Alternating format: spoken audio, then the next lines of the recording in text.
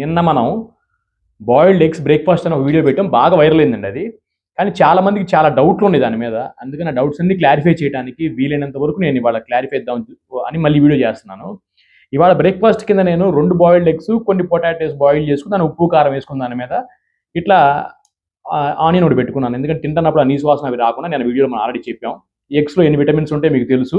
తర్వాత పొటాటోలో ఎన్ని vitamins, proteins ఉంటాయి తెలుసు. అయితే పొటాటోస్ ఇవాళ ఎందుకు పెట్టుకున్నానంటే, కార్బోహైడ్రేట్స్ తింటలేదన్నా నువ్వు, ఓన్లీ ప్రోటీన్ తింటున్నావు, ఓన్లీ ప్రోటీన్ తింటే మంచిది కాదు అన్నారు. కాబట్టి చాలా మంది కార్బోహైడ్రేట్ తింటాను, నిన్న తిన్నాను, రేపు ఇంకోటి తింటాను, అప్పుడప్పుడు అన్నం తింటాను, అప్పుడు ఇడ్లీ కూడా తింటాను, కానీ రోజే తిన్నాను అందరిలాగా. ఓకే, సో ఇప్పుడు దీంట్లో ఏమున్నాయి, 2 ఎగ్సే పెట్టుకున్నాను. దీంట్లో ఇప్పుడు కార్బోహైడ్రేట్స్ కవర్ అయినాయి నాకు. సో కొంతమంది డౌట్లు తీరిపోయింది, ఇట్లా పొటాటో కూడా తినవచ్చు. లేదంటే మీకు కావాలంటే ఒక ఇడ్లీ పెట్టుకోండి, కానీ ఎక్కువ అదే ఇడ్లీ తినమాకండి అంటున్నాను, మైసూర్ బజ్జీ తినమాకండి అంటున్నాను.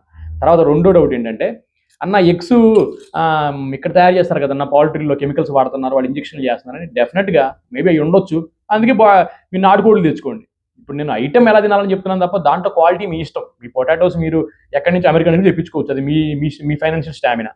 తర్వాత ఇంకోటి ఏంటంటే, దీంట్లో కొలెస్ట్రాల్ ఉంటుందన్న. రోజు 2 ఎగ్స్ తినమంటున్నా, 4 ఎగ్స్ తినమంటున్నా, కొలెస్ట్రాల్ ఉంటుందన్న దీంట్లో. అంటే దీంట్లో కొలెస్ట్రాల్, ఇప్పుడు ఫస్ట్ ఆఫ్ ఆల్ మీరు గూగుల్లో చెక్ చేసినా కూడా కొలెస్ట్రాల్ని లివర్ తయారు చేస్తుంది.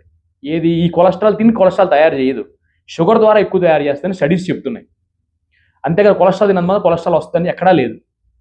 కానీ మీరు ఎవరైతే ఇంట్లో లేడీస్ అయ్యి ఉండొచ్చు, లేదా ఎక్కువ పనికి వెళ్ళిన వాళ్ళు, లేదా ఇంట్లోనే ఉండేవాళ్ళు, లేదంటే ఎక్కువ ఆఫీస్లో కూర్చొని వర్క్ చేసుకునే వాళ్ళు, ఎక్కువ బాడీని స్ట్రెయిన్ చేయని వాళ్ళు అయితే 1-2 తినండి, లేదంటే మీ డాక్టర్ని అడగండి.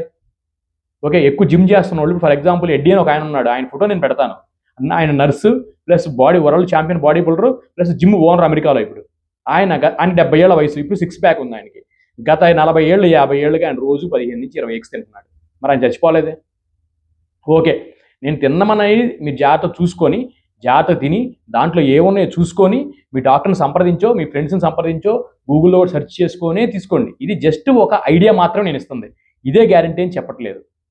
ఇక ఇవన్నీ కూడా గూగుల్ సెర్చ్ చేయండి, నేను చెప్పింది ఒకటే నమ్మేసి చేయాల్సిన అవసరం లేదు. హెల్దీగా తినండి, హెల్దీగా ఉండండి. మీరు హెల్దీగా ఉండాలని నా ఆశ తప్ప ఇంకోటో కాదు. ఎగ్స్లో కెమికల్స్ ఉన్నాయంటే నాటుకోడులు తినండి.